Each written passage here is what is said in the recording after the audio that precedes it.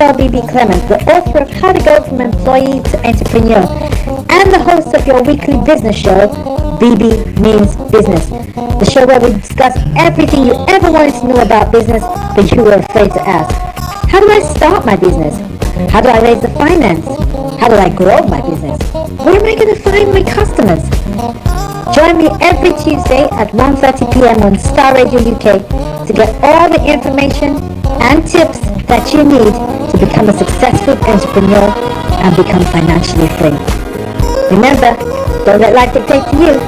Rather, put your signature on life. Get ready for this. Good afternoon, ladies and gentlemen, and welcome once again to the Bebe Means Business Show. As always, I'm your host, Bebe Clement, and I'm here every Tuesday, 1:30 to 2:30, to give you all the tips, advice, knowledge, and everything else that we can in relation to business and entrepreneurship, and how you can build wealth and become financially free. Build generational wealth and become financially free. I want to thank everybody who tuned in last week. As you know, we're still celebrating International Women's Month. I know it's supposed to be a day, but we stretched it. We've taken some liberty and we've stretched it. So we're still celebrating International Women's Month. And I want to thank my guests who came on last week. It was a really, really brilliant show. The feedback has been amazing. I want to thank Sandra Ramsey-Nicole, Bimbola Osage, and Lisa Newton. It was just a riveting show, such an insight into all those successful women and how they built businesses from scratch. Lisa, for instance, had never had a job before. She's never had a 9-to-5. So hats off to her. But thank you to everyone who tuned in. The feedback has been wonderful. And as always, we are here to serve you with all the knowledge that we can about business. Okay, so for those of you who are tuning in for the very first time, like I said, my name is Bebe Clement, and I am the author of 2 books, How to Go from Employee to Entrepreneur, and this is my latest book, Wealth Creation God's Way. Also, a shout out to everybody who's bought the book. Thank you so much appreciated. And yes, if you do want to buy the book, you can buy it from my website, which is www.bbclement.com. That's www.bbclement.com, and of course you can buy it on Amazon as well. Now, on Saturday, we had the School of Money Summit in London, and that went so well, very well attended, brilliant. Dr. Olumide Emmanuel was there speaking. I was speaking alongside him. We had a great time. I want to thank everybody that came along, everybody who signed up to the different programs that were available thereafter. It's been great. And we'll be having that again next year, but we're going to be having one in Manchester on Sunday, but I'll tell you a bit more about that later in the day. Okay, so today I also have 2 amazing women on the show who are going to tell their story about how they are kicking ass in the marketplace. They built successful businesses, they're using their influence, they're making a difference, they are trailblazing for other women. Listen, it is going to be a great show. So, without much further ado, I'm going to introduce you to our guest today. Oh, good to see you. One of our guests was having some problems logging on, but good to see that she's here. So I want to introduce you to our guest today. In fact, I'm going to let them introduce themselves. But a great welcome and thank you for coming to Yemi Jackson and Debbie Akinkunle. Good afternoon, ladies. Good afternoon. Good afternoon. Great to see you. Okay, so let's kick off. Right, let's start with introductions. Debbie, do you want to introduce yourself first? Okay, hi everybody. It's great to be here. Thank you very much, Bebe, for having me on here today. My name is Debbie Akinkunle. I'm a senior commercial manager with one of the banks here in London, UK. And I'm also a Kingdom Life coach. I like to call myself a Kingdom Life coach. So I'm excited to be here with you today. Ooh, thank you. But we're going to hear a little bit more about a Kingdom Life coach later on, because I'm not sure what that is. I'm not sure what my viewers know what that is. So that sounds interesting. Yemi, hi, and welcome to the show. Can you unmute? I'm on mute. Okay, cool. Oh, good. Thank you very much for inviting me. Really appreciate being invited to the show. So my name is Yemi Jackson, and I am the founder of a company called Engage Transform. And our focus is really to try and help organizations increase diversity in their leadership teams. So we're really passionate about getting more women, more people of colour into leadership teams. We think it's really important that we get people at the leadership level because that's where they can influence decisions. And that's what we're about. We really want to influence the workplaces and bring our talents to the table. So I look forward to it. Thank you very much for inviting me. Okay.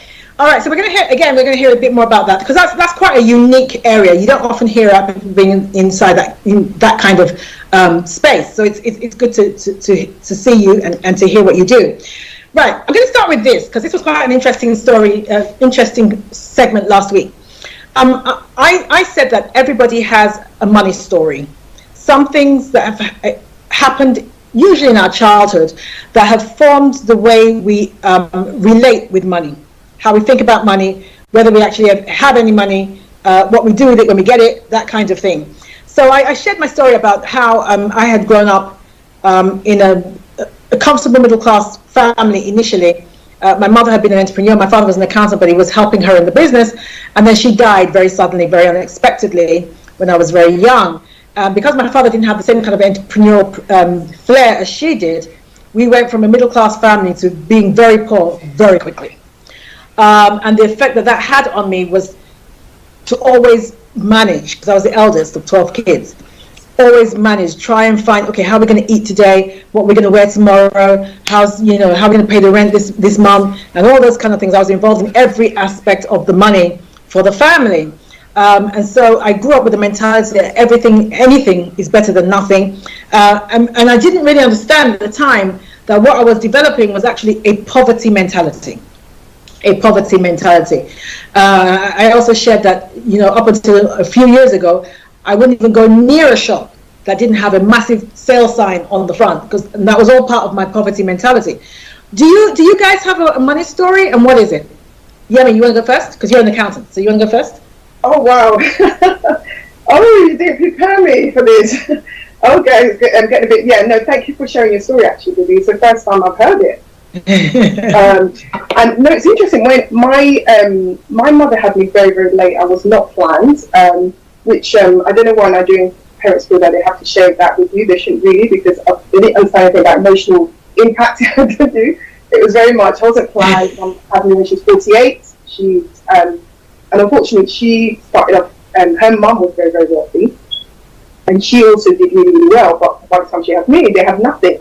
So I always felt like when I came was when there was literally nothing. So that I didn't realize how much that kind of impacted me, and how it really made me feel. Yeah. So I never saw my mum, unfortunately, not at her glory days and stuff like that. And actually, it was good and bad. Bad in the sense that sometimes I felt like I was the source of that. But in a way, but one of the things she kept saying to us, please don't be like me. I was very much a socialite, how Nigerian Yorubas particularly love to party, and she was just like, look, all this clothes and all this rubbish I invested in, I wish I knew better. I wish so. From a young age, she always said to us, please don't be one of those that just waste your money on looking, a certain way and just stay, and trying to keep up with the Joneses. And obviously she learned, maybe she felt a bit late, but I don't know how this woman did it. No formal education, and somehow she got all of us through almost private schools in Nigeria anyway. And she poured everything she had. She came out of that group that was all about show, and every penny she had, if it meant, and sometimes when I realised that sometimes she went without food, and it was just something to eat. But even so, the weirdest part of it is, even though I wasn't something we were ever poor, but I think there was a lot of sacrifices that she hid from us and stuff like that. So my relationship with money is a bit weird, because obviously, as you said, I'm a finance director, right? So most people expect you as a finance director to be really to know your stuff. But because I've been working, am I present? You can see me, yeah? Yeah. We can see you. Yeah.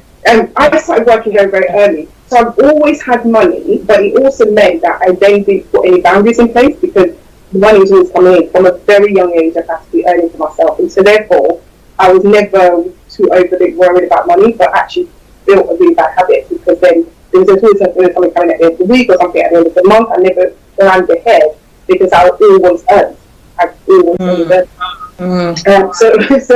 it wasn't until I lost my job in 2017, which is what prompted me to start my own business. But I thank God in reflection that had that not happened, I think I would have just continued that sort of same mentality of always a high earner, always never had to want for money, but it also meant being billed, the 30, the 10, 10, 10, obviously I always paid my price, but the other was just like, something was always going to come in, never had to worry, and it's the first time it's just like, actually, there's not necessarily going to be something coming every month, you're going to have to really start to think about everything that does come in, really well. So that's where I am with money. I'm getting better, but so I think sometimes when you come from I did come from a middle class background, and then we weren't very poor either. Having heard my mum's story, and having always earned, having always worked hard, it also meant I didn't have the best relationship with money. And I'm just all the stuff I'm learning now. I'm like, oh my gosh, I wish.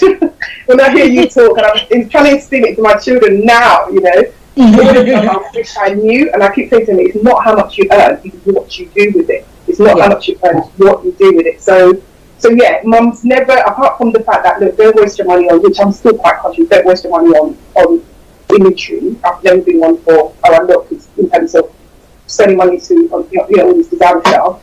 But at the same time, she never really taught us beyond that. So it was very much what she taught us called the survival kind of mentality. Yeah. And I think, unfortunately, she never got into stage of investment, which is I'm trying to start earning for my children. So yeah, a journey, and that's the thing. People say, "Oh, you're a finance director." She's like, sometimes they're very good at managing other people's money. Yeah.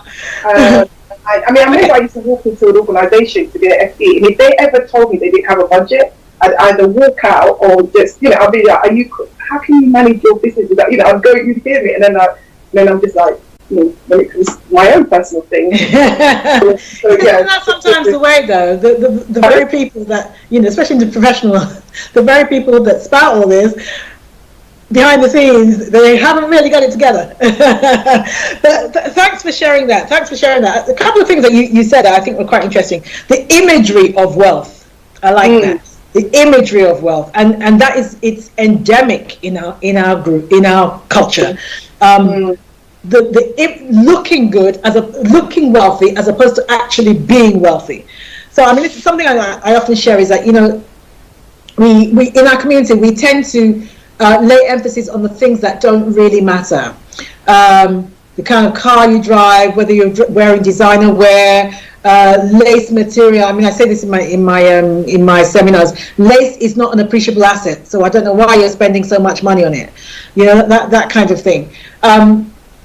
But when I think about COVID really showed us up. It really did. It showed us for who we are as a people, because there are many people that we thought, because we see them driving the latest car, we go to their house, we see the 100-inch screen TV, we thought they were doing well financially, and sadly they might have passed away, and even to bury them, I'm not even talking about for the family to eat thereafter, but even to bury them we had to go GoFundMe.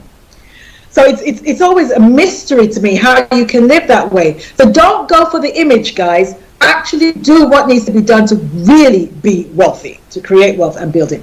Debbie, do you have a money story? Oh, absolutely. I think we all do. My knowledge of, well, if I look back just in terms of where I'm coming from, I would say I was from a poor family, so we didn't necessarily have everything we needed, and it was quite difficult to get by. I was brought up by a single mum here in the UK, supported by her family, and it was very difficult to do certain things. My mum was quite entrepreneurial. She did have a job before she had us, and when she gave birth to all three of us, she stopped working, just to look after us and everything else. And so I don't know what life was like when she was working. I know, prior to her being single, I understand that they had a great life and money wasn't a problem, but I wasn't aware of that until later on in life. I was just exposed to not having any money. It was very difficult to get anything. We had to share everything. But my mom had an entrepreneurial spirit. So, she was a tailor, so she'd make clothes for people.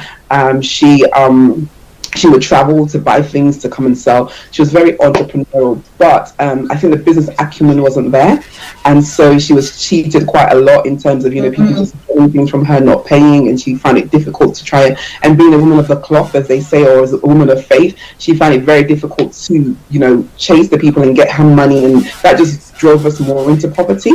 And so what that meant was that we wore hand-me-down clothes, we ate when they brought us food, when other people brought us food, so it was that really impacted my mindset as a young person growing up, just in terms of money.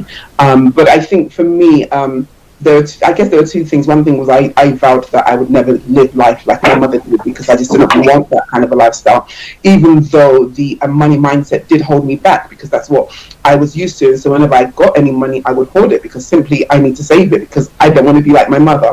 But the good thing about it is she had this business, she had this entrepreneurial spirit, and I believe I've taken that. I've since learned that my father's quite entrepreneurial as well, but I'm quite entrepreneurial. I've started many businesses. My first degree was business, so that has kind of helped me. And so in the process of time, and it does take a lot of time just to work on yourself and work on your mindset, and obviously being a life coach, learning personal development and growth, all of those things really challenge your mindset and who you are and where you were and why you're there, and how can I change the way I think, and actually being aware of yourself, your strengths, your weaknesses. Why do you behave in the way you behave? Why do you hold those belief systems and values? And where has it brought you from? Where are you now? Where is it taking you? And I was privileged to be at an event, a conference on the weekend, and I remember it was a network marketing event, and I remember the guys who organized it came in, and I said to my friend, "Oh my God!" I said, "Look at the money dripping." They were just walking in, but I was like, "My goodness." So you could just, we talked about the image of wealth, but you could see that these people clearly had an amount of wealth, as it were. And, I've learned since, it's really about the people you surround yourself with, your mindset in terms of, what you think about money. You want to be rich, hang out with rich people. You want to have more money, hang out with people who have it. You're not going to learn a lot about money from a poor person, and that's really that's really where my mindset is now, just in terms of the way I've grown up, and even the way I'm bringing up my children. So some of those maxims that you get, money doesn't grow on a tree, you can't have that, this, that, and the other, save for a rainy day, and all of those kind of things, they were said with good intent. But then the question is, why were they said, and how is that helping you, and how is it moving you forward, and how is it helping you to get towards where you need to get to financially? So it's been a struggle for me personally, just in terms of my background and where I've come from financially. But I'm grateful for where I am today, that my mindset is being renewed on a daily basis, and I'm able to move away from that and not let that impact me. Oh, great. Oh, wow. Yeah. Okay. I think our journey, not just with money, but by way of personal development, of which, of course, money is a huge part. It takes a while, like you said, to work on yourself. It takes a while. First of all, it takes a while for you to even realize that work needs to be done, and then to figure out exactly what needs to be done, and then to actually go do it. So, ladies, can I actually say, and I mean this in all honesty, well done. The journey doesn't sound like it's been easy, but you're here, you're showing up, you're fighting, you're giving life all you've got. Well done. You have my utmost respect. Okay, so let's get down to some other stuff. What problems have you encountered in the marketplace being a woman? I want to address this to Debbie first of all, because we were having a brief conversation about this yesterday. And then being a black woman, in the corporate space, and how have you overcome them? Absolutely. So I started out, I've been I'm working in the commercial field, and I've been doing this job for probably over 20 years now. And I remember when I started out, I was headhunted into an organization which was a consulting firm, and I was just so grateful to be there. I thought I was there by chance, and I just said, if they come back to me 6 months later and said, "Debs, we didn't want you, we got the wrong person," I would have happily said, "I completely understand, I know I'm not the one for you," simply because of, again, it's a mindset thing, in terms of I don't deserve to be here, I just applied by chance, and hey, I'm here, you made a mistake, and I'm happy to say fine. So it's that imposter syndrome, isn't it? And so what that meant was, after working a couple of years in a job that I liked, and I've been headhunted into this company, I had the mindset that I should just be happy. The fact that they would even think to give me this job in this place and pay me what they were paying me, which now is not really much, I should be happy. I shouldn't strive for anything more. I'm doing, at least I'm at a level where I'm able to keep a job. My mum didn't have this kind of opportunity, and perhaps even at that role, maybe I was earning more than my mother was earning. I had 2 young children at the time. So for me, it was, Debs, you need to be happy. Just be thankful every day. Thank God. Don't strive for anything higher. Don't go for, that was simply, where I started. And obviously with time, things happen, you start to question yourself, you start to go along the journey. And I'm talking, this is probably about 2003, 2005, thereabouts. And when I look back now, and this is really what prompted the conversation that I had with you yesterday, was when I look back now and I see myself in a senior leadership position. I'm now in boardrooms, having meetings, and doing a lot of the things that I'm doing today. I started to question myself and think it didn't need to take me nearly 20 years to get to where I am today. But there are many reasons why it has taken me that long. And in as much as, you know, I mean, I remember I went to law school and we talked about positive discrimination and all of those great things they talked about then. And in as much as the company and people around you can do whatever it is to give you a leg up and help you up the corporate ladder, the question is, and the question I started to ask myself was, what did I do to myself? How have I helped myself to get to where I was at that point in time? And when I look back, I saw a young lady who had a lot of fear, imposter syndrome, self-doubt, no confidence. A lot of things were fighting against me. And a lot of times I didn't fight back. And so when we go back to, you know, the money mindset we spoke about earlier, and just in terms of my background, so I'm first generation. I was born and raised here in the UK, but I was brought up by a proper African Nigerian woman, and I took on a lot of her values and her cultures and her way of thinking, and also being a person of faith. You know, they tell you that the love of money is the root of all evil, you know, so you should be you should be satisfied with what you have, you know. So I just wanted to be that. But now that I am where I am, I realize that I probably could have gotten where I am today sooner. Maybe not necessarily in the same firm, but if I had taken responsibility and been a bit more intentional about my goals and where I'm going to and the reasons why and who I may set free along the way, then perhaps I would have been there. And so, you know, as I was saying, you know, to you the other day, is that now not necessarily am I one of the things I'm thinking about, or my focus is really just understanding and speaking to Black women, particularly, simply because that's who I am. And, you know, in terms of why do we wait for so long? What are the things that are holding us back in terms of going up the corporate ladder? You know, when I think about, you know, when I was growing up, here in the UK, and I do think my culture, my background plays a part. I wasn't necessarily top of my class, but then I didn't have the best education. My mum wasn't able to send me to private school. We didn't really have many books in my house. You know, when I got home, I had to cook and fend for my brothers and sisters because my mum was sewing all night long.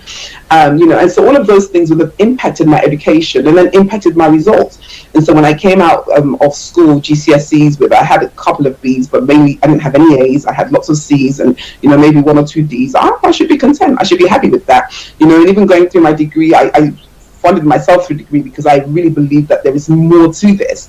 If it was down to my mother, I probably would have stopped there, you know, but pushing myself and trying to get, so going through school and going through university, getting 2 degrees and then landing a job where I did, I should be happy. But that's not the right way to think, you know. And I was very mediocre in my thinking. I was very like, you know, I've said like, you know, just satisfied. And so I started to think that how can I challenge that mindset in young people who are coming after me? Because yes, this is 2023, but some of the things that plagued me back in 2003 continues to plague the young Black ladies who are trying to get up the corporate ladder, and many of them are staying. And I've spoken to many young ladies who are happy where they are because they are where they are. And you know what? I'm doing better than my mom. I'm doing better than my sister. I'm just happy to be. When you can see the potential within them, you can see that they can get more. And so I'll just share a story. There was a young lady who I was speaking to. You know, I always ask people when I see them, what are you doing? How are you winning? Whether it's in the corporate space or in business. And she told me that story about a job that she was in, and she'd been working there for the last 5 years, and she was doing exceptionally well, and they acknowledged the fact that she was doing well, but they never promoted her, they never gave her a pay rise or any of those things. And then a job opportunity came her way, and she applied for it, and she got the job. And this job was paying £20,000 more than what she was earning at her current job. And so she went to her employer and she said, hey, you know, it's been lovely working here. I see you as family. It really hurts that I have to go, but, you know, I've got something new that I want to go for. And the guy was like, really? Oh, you've been here for so long, you don't want me to go? She goes, I know, I really would love this place, but this place is offering me more money. And so the guy says to her, how much more are they offering you? And she says 20K, right? And the guy says, oh, 20K. Oh, that's nothing. I'll give you 20K. He said, she took it. I said, you didn't. She said, I did. I was like, no, you don't do that, because essentially, to me, what that says is that you are worth 20K, maybe even more than what you're earning, sooner than when you brought it up. And so if you didn't bring it up, if you didn't get the opportunity somewhere else, he would not have offered you that 20K. So it goes to show just in terms of how we value ourselves and the worth we see in ourselves. And she was happy to just sign up. And I said, I mean, I do a lot of commercial contract negotiations. I'm a negotiation queen. So I was like, you should have told him no, 30, 35, maybe 40, you're worth more. And it happens a lot just in terms of with women, just in terms of where we are. A man, and it's just in terms of speaking to people, is more likely to go and ask for what they believe they deserve, even if they don't have the skills. But as a woman, especially a young black woman, where we have that what they call double jeopardy, just being a woman is hard enough, and then being a black woman and as a minority here in the UK is even harder. And so she went for it, and that just goes to show, even when I look back at young Debs 20 years ago, and 20K, that's a lot more than I'd expect, so give me 2K, I'm happy. So that just goes to show, and that's really, it's something I'm passionate about. It's something I've been speaking to a lot of ladies about and just researching, just in terms of, because it's one thing to excel in business, but it's not everybody's cut out for business. Some people, are happy in the workplace, and maybe they have other streams of income. And so if you do want to stay in the workplace, then what are you doing to climb up the career ladder, as it were? Just make yourself a bit more valuable, a bit more worth. Let people see what you are worth and what you can give back to the organization. Wow, loads there, loads. Now, Yemi, I'm going to let you rip in a minute, because I know you're jumping at the bit. This is your area, this is your daily bread. But I just want to talk about a couple of things that Debbie said. One of them is, I obviously, as some of you know, my background is employment law, so I work a lot with HR directors and stuff. And one of the things that I say to people on this show is that don't think because you're sitting at a table with a group of other people who have the same job description and the same person spec as you, that you're all on the same salary. You're not. A lot of them are.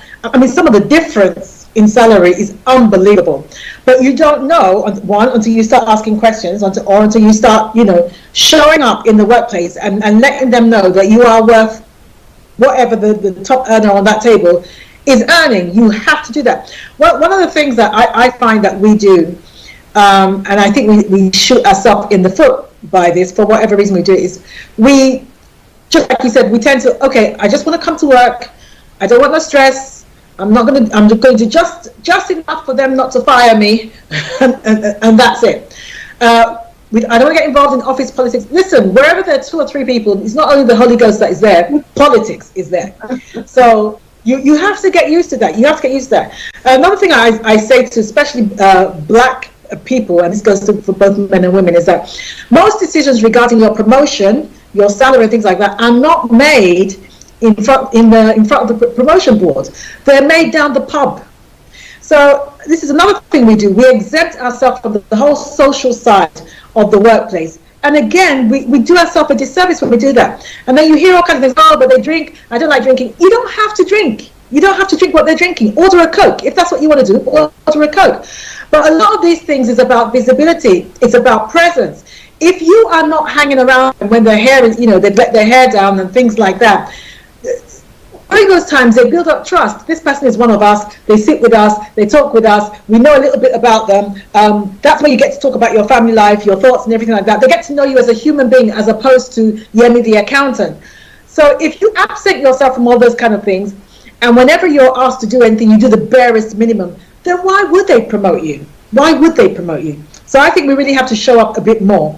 I was at a networking group last week, and there was a lady in the banking industry who was saying, she was sharing the struggles that she'd had in the banking industry in climbing up the career ladder.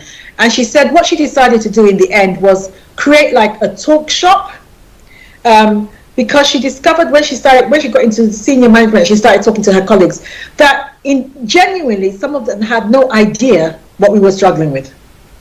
Yes, there'll be racism, yes, there'll be unconscious bias, but she said genuinely she met people who had no understanding of some of the things that we talk about and complain about in the workplace, that they because they don't experience it, they just didn't get it. They didn't get it. So she created a talk shop whereby people who were aggrieved could just come, and share the story, not in a "you've done this to me, you've done that to me" kind of way, but this is what life is like for me as a black woman in this establishment. And she said it was such an eye-opener for a lot of them at senior management, because sometimes we assume that it's just racism, and yes, there is a lot of that, but sometimes it is ignorance. It is ignorance sometimes. And she said they would come back to her and say, "I had no idea. I had no idea." And then she was able to then affect change. She had HR directors come in and sit on the meetings and stuff like that. I'm thinking, huh, really? When you come for an interview, this is what you think, or this is how we interpret this, and that's not what you mean, and that kind of thing. So yeah, one of the things I have found. Sorry, Yemi, I'm going to get back to you in a minute. One of the things I have found is I've sat on like recruitment boards, and I find that black women, probably because of some of the reasons that you've spoken about, Debbie, do not know how to sell themselves. And this is not just a black woman thing, it's a black thing. Do not know how to sell themselves. Now, the average Caucasian, if his job in his last job was to move this pen from here to there, the language he would use in describing that would be unbelievable. This, I don't know how to describe it, this, whatever, writing utensil was implemented in, I was mobilizing it, and this, that, and that. The way they would describe it, and we would just say, I moved the pen from here to there, and that was it. And then you look like you were loafing in your last job. So sometimes it's even the language that we use sometimes does us a disservice. So these are the kind of things that we need to be aware of if we want to, progress up the career ladder. Right, Yemi, go for it, girl. Well, fantastic. I mean, what you guys said is taken away out of my mouth. So I've been so passionate about this space that I've actually started to run a monthly webinar, free webinar, where I teach people the 7 hacks, I call it, in terms of accelerating the career. Because, sometimes you don't know what you know until you reflect back and go, oh, right, because like you said, yes, we do, as black women, we do face racism and sexism, but it's not everything that's around that, yeah? And what we have to remember, and it's good, is that actually when you get to start to connect with people on a human level, it starts to break those barriers down. So if you don't feel comfortable going to the pub, then find another way, find another route, right? Find another route to connect with your boss, and not just the person you report into, at least your boss's boss. And it may sound like, oh my God, it's impossible. It actually isn't, because very rarely do people actually request, right? So, if you think about some of those research shows that during the pandemic, a lot of women's pay actually, the gap widened in terms of promotion and things like that. Because obviously, whilst we love the ability to be able to work from home and drop kids off and things like that, when people were going back to the office, we weren't necessarily the first to say let's run back to the office, which is fair enough. But if you are going to go to the office at least 1 or 2 days a week, ensure that those 1 or 2 days is not when you go and sit behind the computer. That is not what you're doing. You're not going to the office to work. Ladies, right? Especially black, So, the reality of it is the work that you do, you can do it at home, you can do it in the office. There's no difference in your productivity in terms of where you work.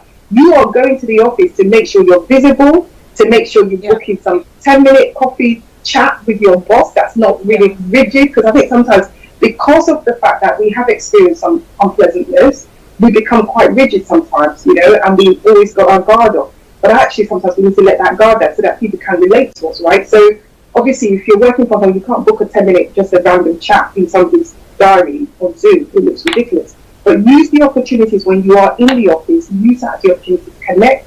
Use that as the opportunity to remind them of some of the projects that you're working on. Use it as an opportunity to give them an update. So I was one of those, not that time big-headed. I was really good at my work.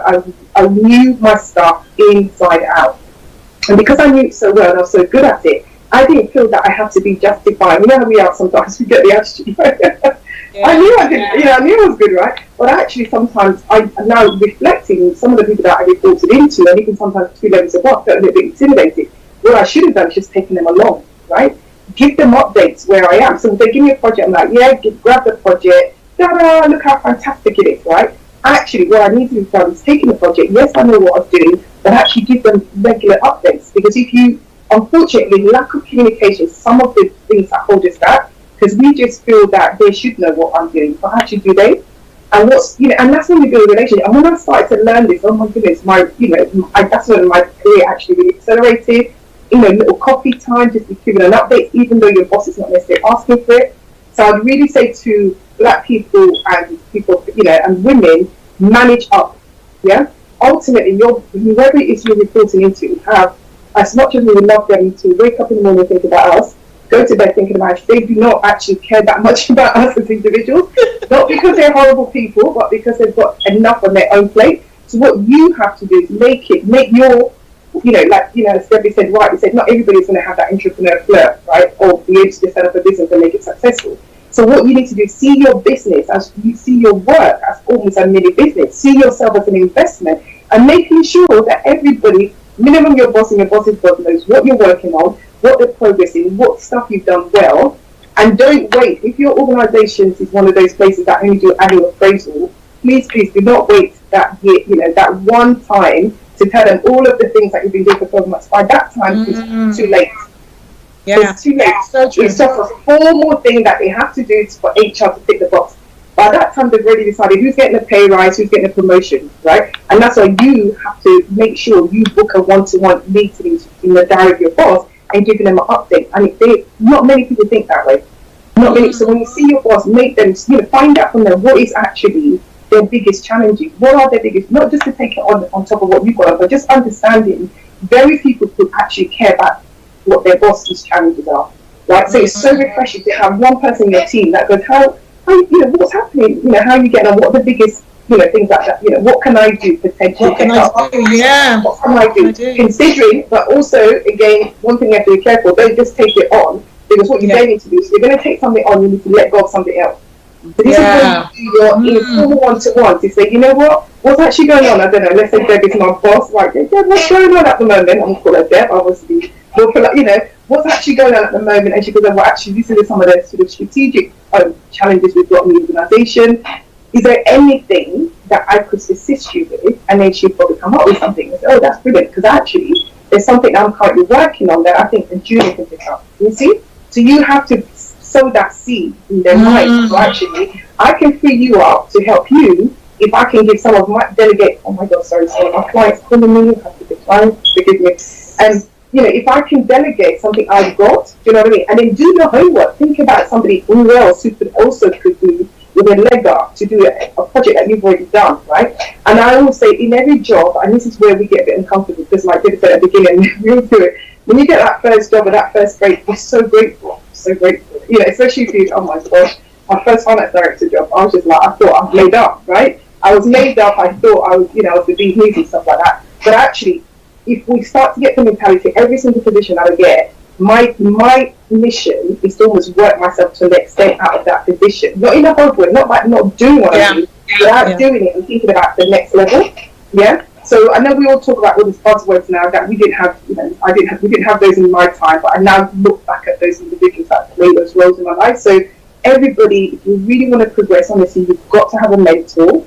Everybody knows about mentors, so they are people that are not necessarily in your organisation, but they can support you. They are doing a similar role or doing a higher role in another organisation where you can learn from and actually find out from the market what's going on. You must have a sponsor. The sponsor are those individuals that you're not going to be in the room when they're talking about the promotions. Those are the individuals that are going, oh my God, Bebe is fantastic. A project's coming up, they're talking on your behalf, right? And how do you get a sponsor? Ask. Ask. Look around the organisation and look at not just the level just above you, but 2 levels above. And do you know how many of them are actually looking for opportunities to give back? But they don't know, they don't want to come across as patronising. Yeah. And how wonderful it is if you send them an email and just say, look, I really admire your work, Bebe. I'm, at this level of my career, I really would appreciate if you could be my sponsor. What's the worst they can do? They can't chop your head off. They can either say no, yes, or not right now. Do you know what I mean? And that's how you get your sponsor. And then you start to feed them some of the stuff you're working on, some of the stuff you like to work on. And so when you're not in the room, that's who they're going to be talking about to say, well, Jenny's ready for that next promotion. The opportunity comes up, right? So you have to remember, we have to work smarter, not harder. I hate this thing about having to work harder. Yeah, it's something I've always rejected from earlier in my career. I don't even know where. I believe maybe it's the Holy Ghost that gave me that. I've always thought, everywhere I went, I thought, okay, if they say something takes 10 hours to do, my first thing is to go, why? And then do the investigation and find out actually, okay, I might actually initially take 12 hours, but that's because I'm spending extra time to see how can reduce that whole process to 6 hours, right? So you just got to make sure you have those key people, and then obviously have a coach. It took me ages before my career to realize the impact of a coach. It's really important to have a coach, yeah? So I would say invest the money. Instead of investing in that next lovely handbag that you want, yeah?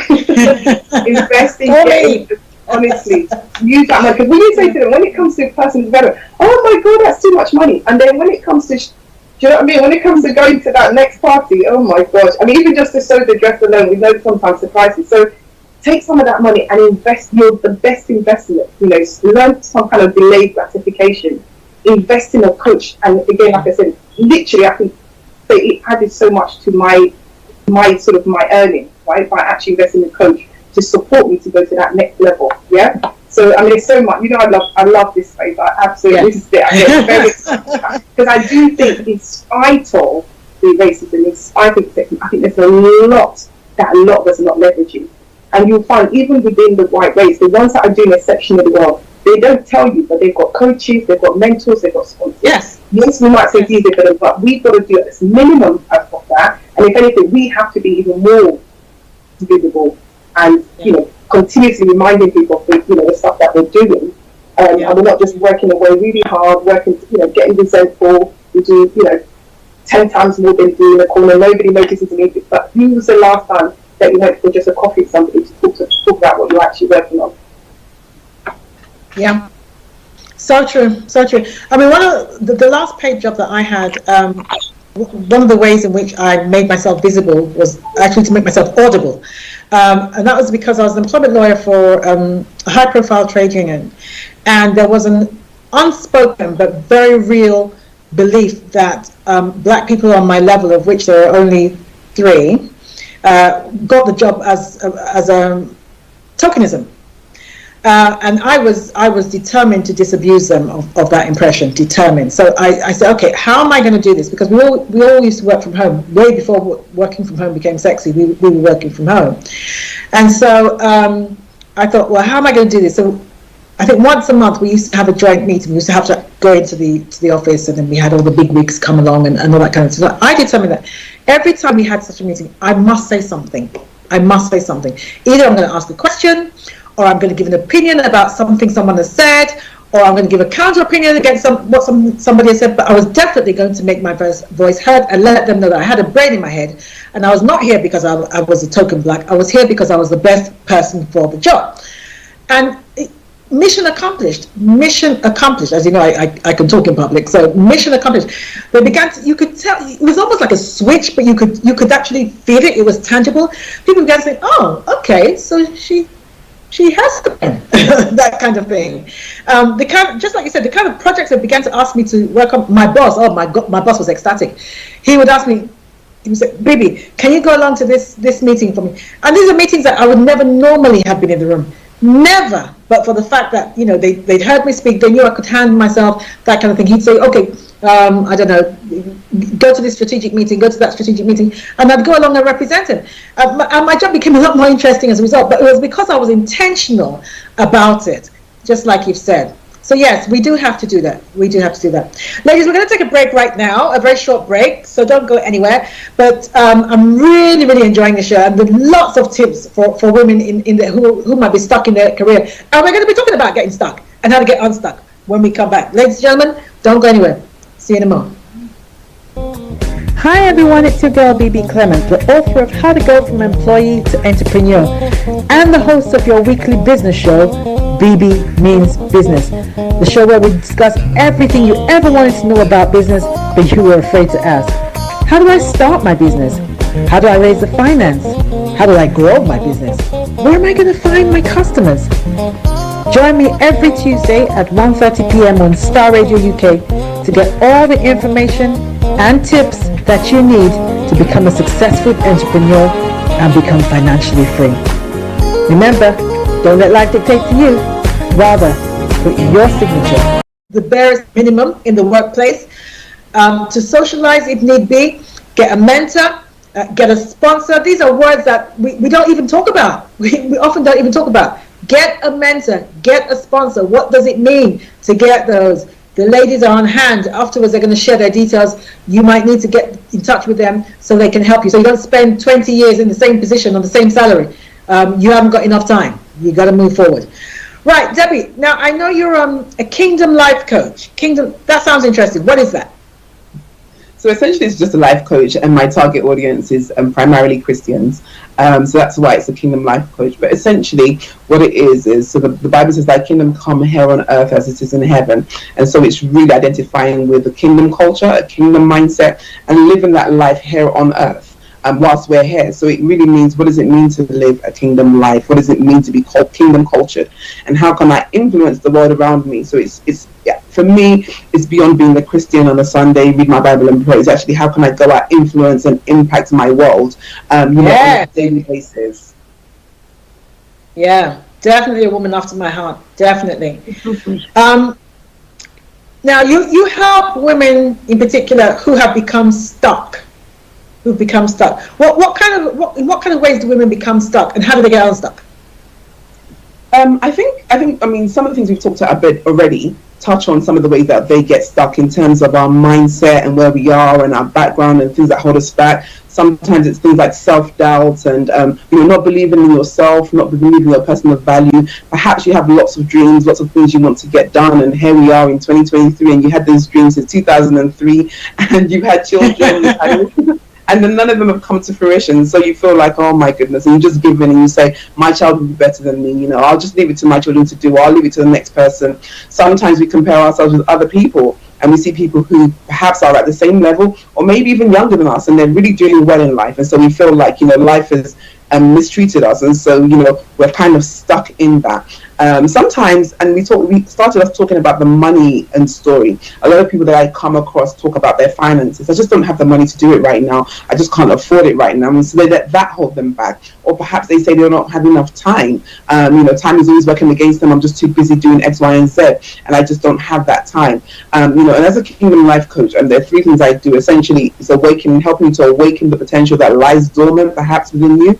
Secondly, it's about championing growth, which is that personal development piece, growing and knowing yourself, and then going beyond, expanding yourself and beyond that, perhaps that comfort zone that you've kept yourself in. And then the third part is transforming lives. And and that's really what I tell people when I encounter you. It's not enough for me to just share what I have with you.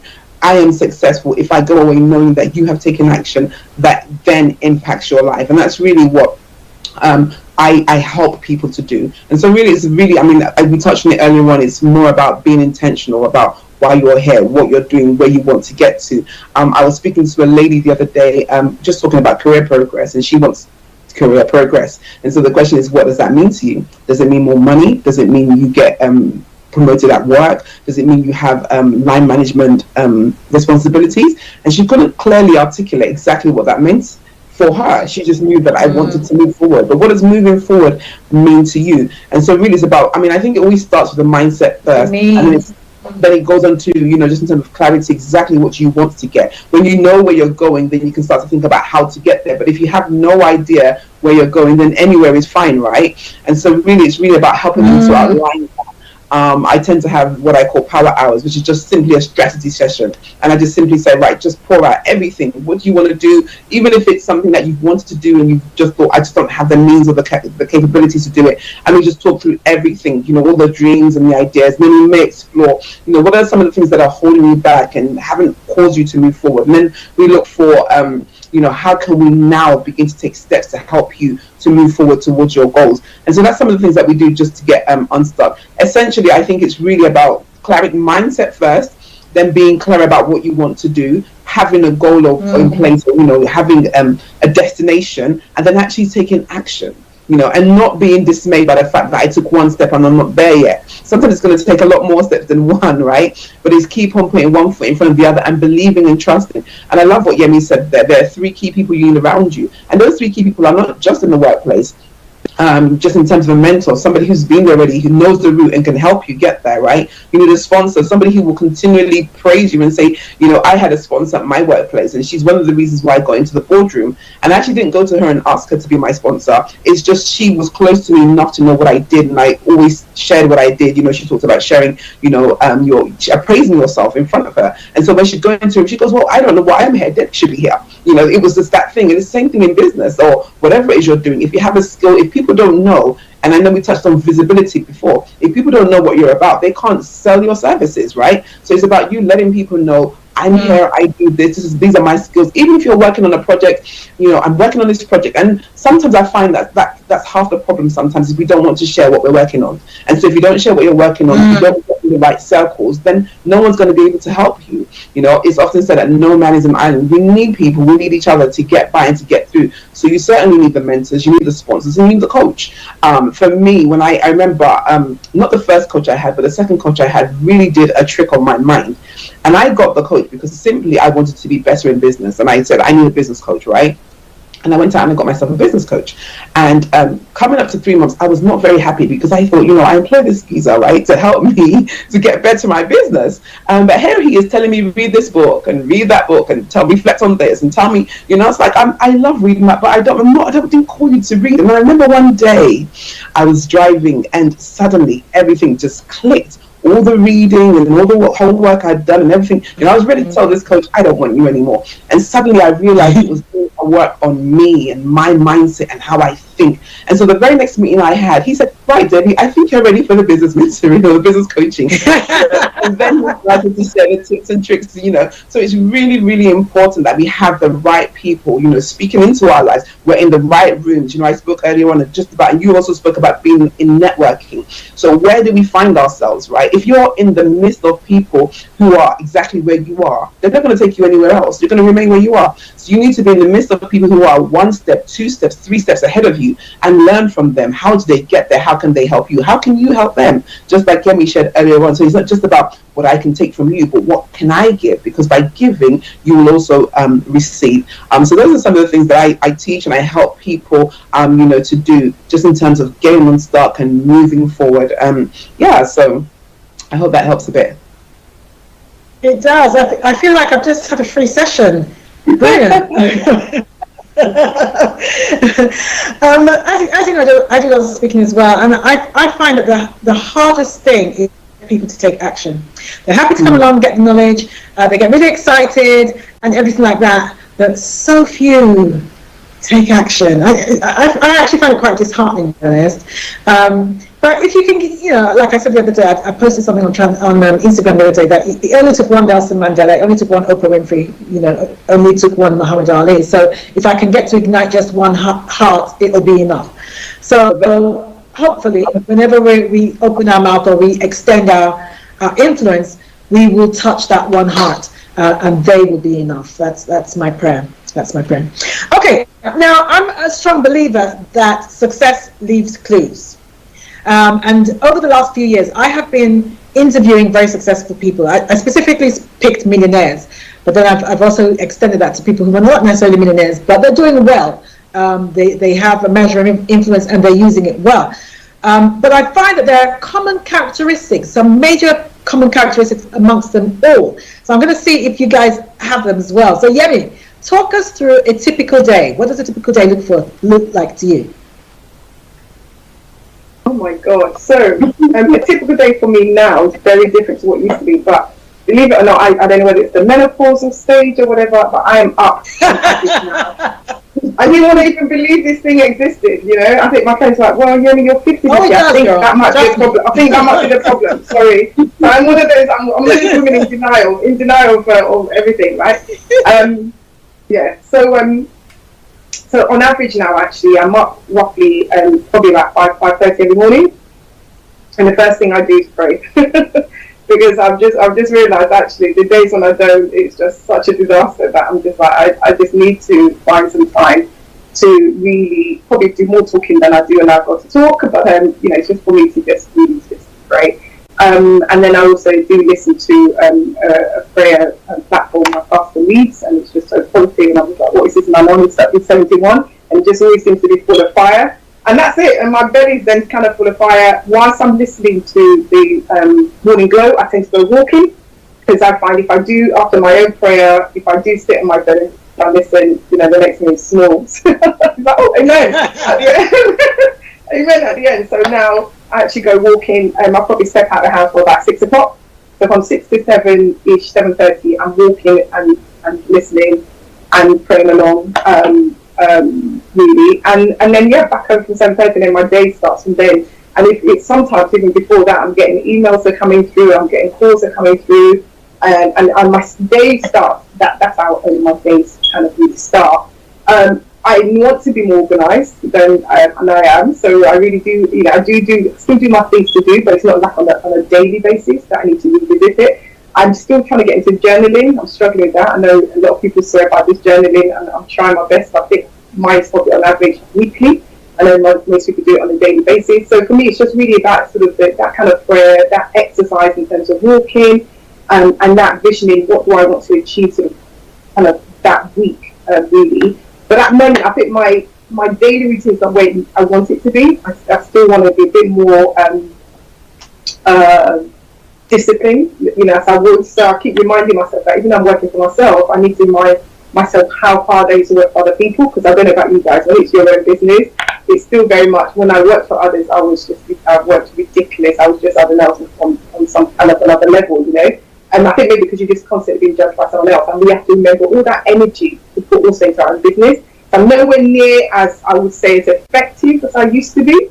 So I'm still working towards that sort of real boom, boom, boom, boom, boom, boom. But early start for me works. And I won't say that I'll do an early bedtime, which would be great. But at the moment, I average 6 hours sleep and just really, really focus. And from a business perspective, what works for me is I won't say it's more of a daily routine, I'll say my weekly routine. One thing I always target is I'm always, in the minimum of a week, I'd always be reaching out to new clients. At least a minimum 5 that I'm reaching out to every week.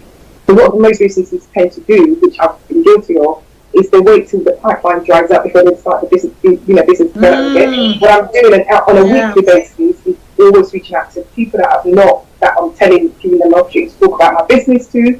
I think Bebe notices I network a lot. And it's just kind of came naturally. It's not something that, because when I started the business, I literally really had no network outside of sort of accounting and a few people. And over time now, everybody's just like, how come you know everybody? And I really don't know how, but I network a lot. But quite naturally though, I like to be, as we all alluded to, if you're always in rooms where you're the most accomplished or the most knowledgeable, you're not going anywhere, right? So always try and balance. Yeah, you need a different room. So I'm always trying to balance where it's me giving my knowledge and sharing my knowledge, but I'm also now finding rooms where I'm also learning from those that are ahead of me, really. So networking is absolutely, I think I would say 90% of my business has come from people referring me.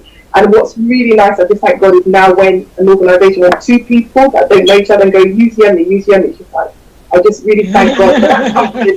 That's really come from the network and giving to that network, because you find, it's constantly, and I am genuinely, I'm always constantly, everybody I meet, I think, how can I help them?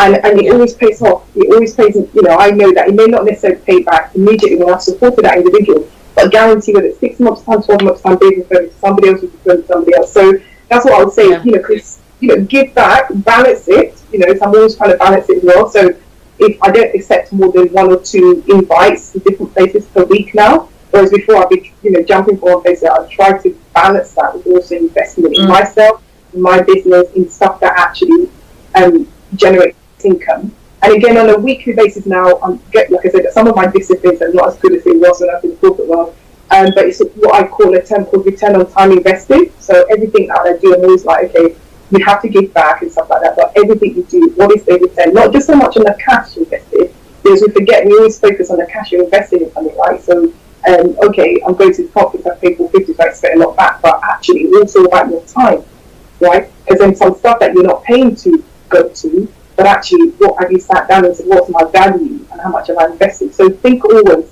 about what's the return on that time invested. So you're always giving and always kind of receiving, and just getting that balance so that you're at the end of the week and have a feedback. What have I done this week that actually brought a difference to the business, and who have I actually who was I touched this week as well. So yeah, that's my week rather than my day. But some really good nuggets there. You start with prayer. I find that most successful people do. It might not necessarily be prayer in the context in which we know it as Christians, but some kind of meditation, some kind of quieting their spirit. Just the acknowledgement and the understanding that the tangible is influenced by the intangible. That understanding is a common one that I find with all successful people.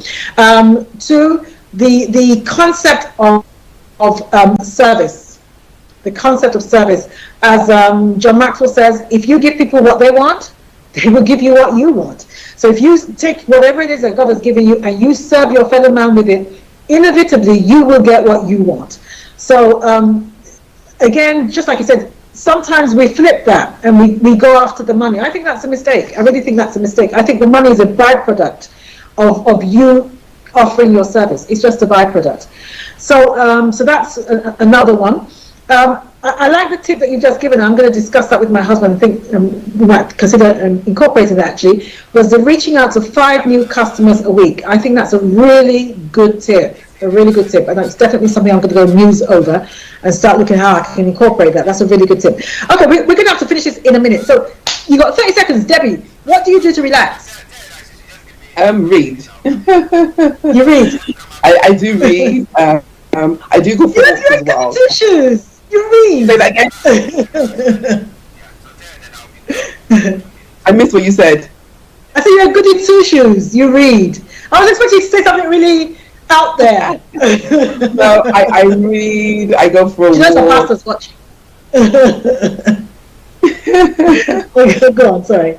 I do watch TV a little bit, but not much. I'm not really a TV person. I do go out with the family as well, so going out with the family is nice. But I'm a quiet person. I'm a reserved person, so I do love just taking time out by myself, maybe going to a spa or something like that. But nothing. I don't go skydiving, for example. So yeah. Okay. All right, ladies and gentlemen, we're going to round it up here. I want to just thank my guests, Yemi and Debbie. Thank you so much. The tips that you've given are invaluable.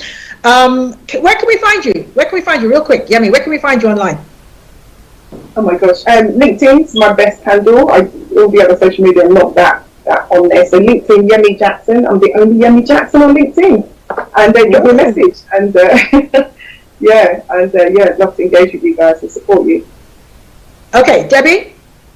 I'm a social media girl, so you find me on Instagram. It's probably my number one place. It's just my name, Debbie Akinkunle. But you'll also find Debbie Akinkunle on Facebook. You probably find me on Twitter somewhere. I don't use that much, but I think Instagram and Facebook. And then I have a website as well. So yeah, just search my name and you'll find me. Okay, you've got some kind of program coming up, some 12-step program coming up? Yeah, so I do a 12-week success. It's called the 12-week success T challenge. T being, so T is for time, E is for energy, and A is for attention, because they're the 3 things you need to be productive in life. And I believe in having a start and an end date. People get tired when they don't know when they're starting something, when they're finishing it. So it's a 12-week program just to help you be successful with some of the things that you're working on, whether that's a project or a course or whatever it is you're working on. And it's my coaching program that I do. And so we have that starting up in April. So if anybody's interested, whether just to find out a bit more or even join, please get in touch with me and we can talk a bit more about it. Okay. Well, we wish you every success with that. Ladies, thank you so much for taking time out of your very, very busy schedules. I know how hard you guys work, so thank you for being on the show. Ladies and gentlemen, thank you very much for being here. I'll be here again this time next week with another set of very successful women. So glad to see that there are more and more of them in our community. And so go ahead, have a great week. Make some money, and I'll be here this time next week to serve you again. Bye-bye. Thank you for having us. Hi everyone, it's your girl Bebe Clement, the author of How to Go from Employee to Entrepreneur, and the host of your weekly business show, Bebe Means Business. Don't buy another pair of glasses until you've seen what this new invention can do.